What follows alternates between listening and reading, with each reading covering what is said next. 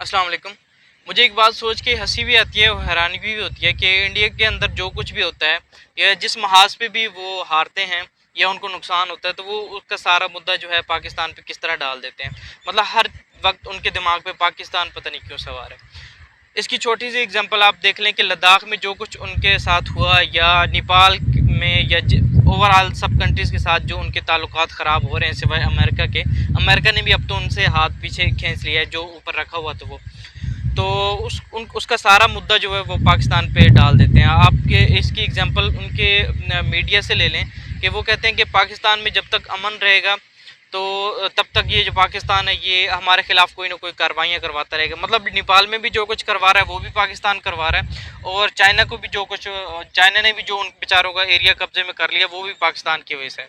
मतलब ये कहते हैं कि पाकिस्तान में अमन नहीं होना चाहिए। तो उसके बाद ये ओपनली वो कहते हैं कि पाकिस्तान के अंदर जो हमने स्लीपर सेल जो हैं और जो जिन लोगों पे हमने जो गद्दारों पे जो पाकिस्तान में जो जिन पे इन्वेस्ट किया है उनको अब एक्टिव करने की ज़रूरत है और पाकिस्तान में एक प्रॉक्सी वार लड़ने की ज़रूरत है, क्योंकि पाकिस्तान अगर अमन में रहेगा तो ये मतलब हमें नुकसान हर महाज पे हमें हराता रहेगा, नुकसान पहुँचाता रहेगा।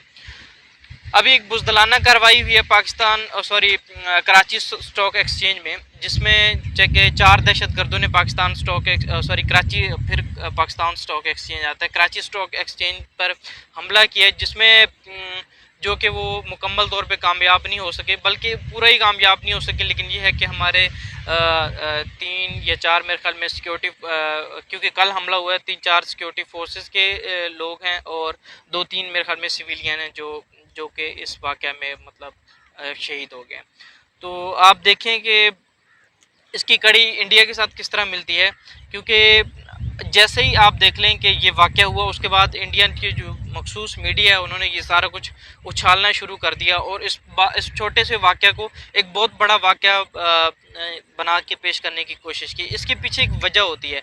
कोई भी मीडिया जो दूसरी मतलब कंट्री के ख़िलाफ़ एक वॉर शुरू करता है उसमें मीडिया का एक अहम किरदार होता है, क्योंकि वो पाकिस्तान का जो है स्टॉक एक्सचेंज जो वहाँ पे मतलब पूरी दुनिया से या पाकिस्तान में सारा बिजनेस जो है वहीं पे होता है, लोग इन्वेस्ट करते हैं वहाँ पे, लोग शेयर्स खरीदते हैं लेते हैं, वो सारा कुछ होता है। तो किसी भी कंट्री का जो है वो इकोनॉमिकली अगर उसको देखना हो तो उसकी स्टॉक एक्सचेंज की अप एंड डाउन पोजीशंस को देखा जाता है। तो आप देखिए कि उन्होंने उछालना शुरू कर दिया, हालांकि हमारे स्टॉक एक्सचेंज को इतना नुकसान भी नहीं हुआ, कुछ हुआ अल्लाह की है। 8 मिनट में वो ऑपरेशन हमारी सिक्योरिटी फोर्सेस जो हैं वो इतनी तेज़ हैं या इतनी स्ट्रॉन्ग हो चुकी हैं अब कि वो उन्होंने 8 मिनट में अपना ऑपरेशन क्लियर किया और वहाँ पे जो चारों दहशतगर्द आए थे उनको मार गिराया। इसके पीछे आप एक छोटी सी वजह देखें कि वो जो 4 दहशतगर्द हैं उनसे जदीद असला बरामद हुआ है, उनके पास जदीद हथियार थे, उसके बाद बम थे, बारूद था, उसके बाद खाने पीने की ऐसी अशिया थी जिनसे उनका ये प्लान ज़ाहिर होता है कि वो वहाँ पे ये नहीं कि वहाँ पे बंदे मार के और ख़त्म करके सब कुछ वहाँ से जाने वाले थे, बल्कि वो वहाँ पे टिकने आए थे, वो वहाँ पे लोगों को यरगमाल करने आए थे। आप देखें कि कराची स्टॉक एक्सचेंज में उस वक्त तकरीबन 500 लोग वहाँ पे काम कर रहे थे। तो आप देखें कितना बड़ा हमले का प्लान था।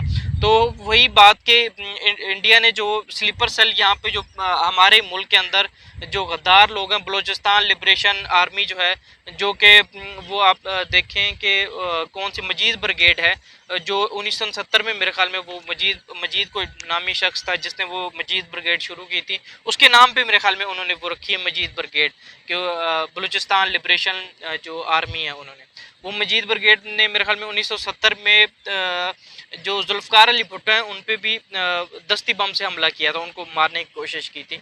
तो ये तब से वो मेरे ख्याल में मजीद लिबरेशन सॉरी मजीद ब्रिगेड जो है वो मशहूर है, उसका नया नाम जो है वो बलूचिस्तान लिबरेशन आर्मी है। इसको दहशतगर्द तंजीम करार दे दिया गया है और पूरी दुनिया में भी। तो देखें कि ये कोई भी जो इस तरह ये तंजीम है जो मुल्क के अंदर ही रह के मुल्क के लोग हो के और मुल्क के ख़िलाफ़ काम करें, क्योंकि वो उसमें से एक दहशतगर्द की शनाख्त भी हो गई है, सलमान नामी शख्स है जो कि बलूचिस्तान के इलाके केज से ताल्लुक़ रखता है, तो उसकी शनाख्त हो गई है। जो कि इससे ये चीज़ें ज़ाहिर होती हैं कि जो मुल्क के अंदर ही गद्दार लोग हैं, ये जो मतलब मुल्क दुश्मन अनासिर हैं वो किस तरह कार्रवाई करते हैं, ऐसे ही नहीं कार्रवाई करते, उनको फंडिंग होती है। और वो फंडिंग कौन कर रहा है? परवेज़ मुशर्रफ की आप स्पीच देखें तो उन्होंने ओपनली मीडिया को, इंडियन मीडिया को कहा था कि अफ़गानिस्तान के एरिया में आप लोगों के 12 कैंप हैं। तो इस पे वो सारे मतलब, और ये हकीकत थी, उन्होंने मतलब परवेज़ मुशर्रफ जो थे वो ज़ाहिर सी बात है आर्मी चीफ थे, उनके पास सारे प्रूफ होते हैं। ये रेंजर्स ने इस पे दो इंपॉर्टेंट बातें की हैं। एक तो उन्होंने कहा कि ये ऑपरेशन हमने 8 मिनट के अंदर सिक्योरिटी फोर्सेस ने ये ख़त्म किया, जो कि दुश्मनों के मुंह पे एक बहुत बड़ा तमाचा है। क्योंकि अगर हमारी सिक्योरिटी फोर्सेस अल्हम्दुलिल्लाह अब इतनी ट्रेन हो चुकी हैं और उन्होंने 20 साल ये जंग देखी है, तो वो इस तरह की कार्रवाइयों से अब और पाकिस्तान को चलते रहना, ये अब ये इनकी जो कार्रवाई हैं उनसे पाकिस्तान जो है रुकने वाला नहीं है। और इंशाल्लाह पाकिस्तान में अब अमन आ गया और ये मुकम्मल तौर पे अमन ही इंशाल्लाह रहेगा।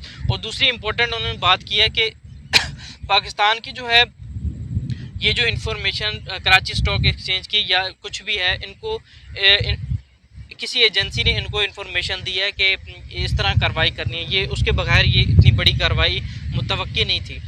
तो आप देखें कि चीज़ों को अगर आप जोड़ें तो इसका आप डायरेक्ट लिंक देखेंगे इंडिया के साथ। मज़ीद आगे कोई भी पेशरफ्त होती है या कोई भी इन्फॉर्मेशन आती है तो मैं आप लोगों के साथ शेयर करूँगा।